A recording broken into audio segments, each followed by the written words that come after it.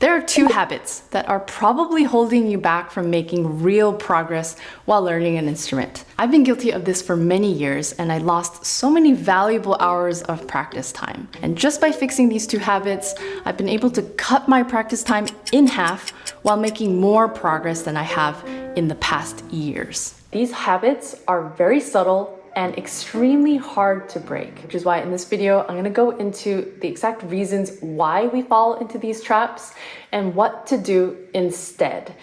Number one, you're not actively listening.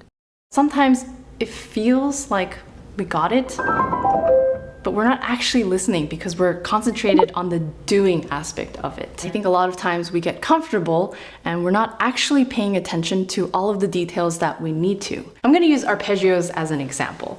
Let's say I'm playing this.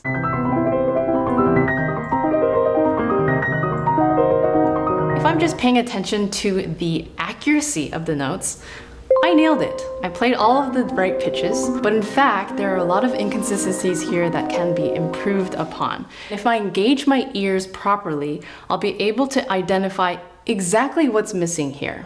So let's first start with dynamics. That B was sticking out. That transition was uneven. So as I'm practicing, I'm hyper-focused on that point. Sometimes it does help to close your eyes. It will just help you isolate the listening aspect away from the doing. By the way, these arpeggios that I'm playing are great to use as a warm-up. I've shared them on my social media before, and many of you have asked for a full-length tutorial, and so I made exactly that for beginners, intermediate, and advanced players. So make sure to check it out if you're interested. A lot of practicing culture involves repetition, the number of hours that you're putting in. And there's this false illusion that makes you think that just because you're practicing, let's say, 2 to 3 hours, you're making 2 to 3 hours worth of progress. A lot of times you could be practicing many hours and just reinforcing bad habits and getting used to hearing things in a sloppy way, hearing things in a way that you just don't like the sound of, but you're practicing anyway. Now let's move on to the next habit. Number 2. You're getting ahead of yourself. This is a trap that is so easy to fall into. We're trying to master a passage without even having the basics down. And this happens because we're lacking some patience and we already know what it should sound like. You really have to start super small and in fragments. The easiest way to spot whether or not you're in this trap is to pay attention to how you feel as you're approaching this passage. Ask yourself, do I feel anxiety? Do I feel like this passage is challenging? Am I at the brink of my abilities? If the answer is yes to any of these, chances are you're not quite ready to tackle the whole phrase yet. Now we're going to do something very interesting. I'm going to take some practice footage of me trying to get this certain passage that's quite difficult, and I'm going to break it down and honestly tell you what I'm glad I did, what I wish I would have done differently, and just give you a very honest look at what happens in a practice room. Okay, so we're starting off now.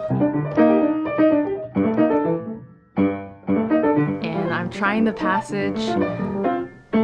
Doesn't seem like I'm really listening, actually. So notice that I'm making these pauses where I'm getting stuck, and instead of addressing why I got stuck there and going back, I just keep going forward. So this is an example of where I really am getting ahead of myself. So now I'm actually reeling things back and I'm trying to figure out exactly what is happening and paying attention to the spacing of the notes and the harmony.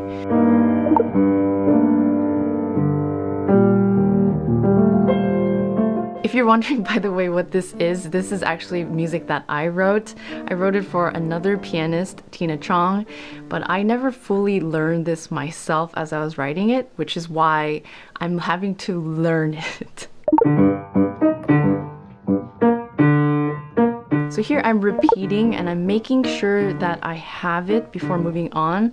I'm glad I'm doing this because a lot of times you'll repeat it several times and then you'll get it, and that's where you stop.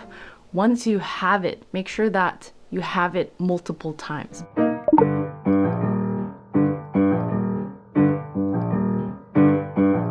Here's something that I learned many years ago, and that's to add gaps between repetitions. So when you're repeating, if you take your hands literally off the instrument and let what you just played sink in and then retry, this will give you a better indicator of whether or not you processed what you're playing instead of just repeating it over and over back to back.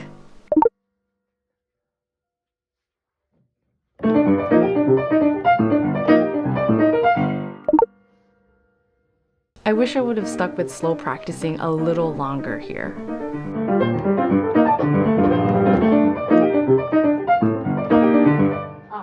Here I can definitely tell I'm getting impatient.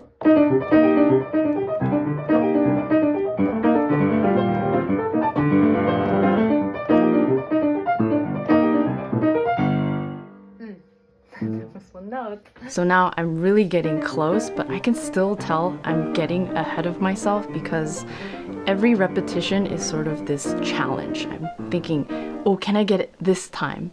Instead of really building it up in a way where I'm truly confident about this section.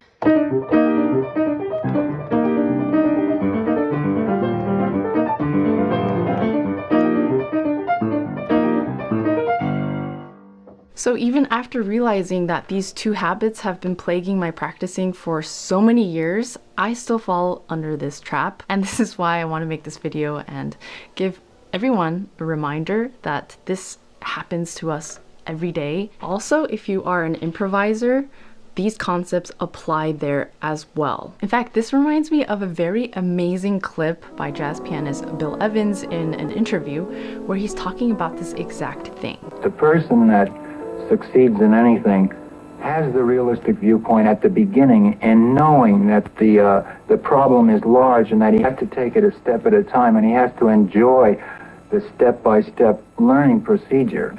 If you're looking for more inspiration, definitely check out that full video. And just to recap here, just remember these two things. Actively listen and don't get ahead of yourself. I know it's easier said than done, but really, if you just correct these, you will start to make way more progress and not waste time when you're practicing. And if you're interested in learning more in depth, I'm starting to add more material to my website, so keep tabs on that, and I'll see you very soon.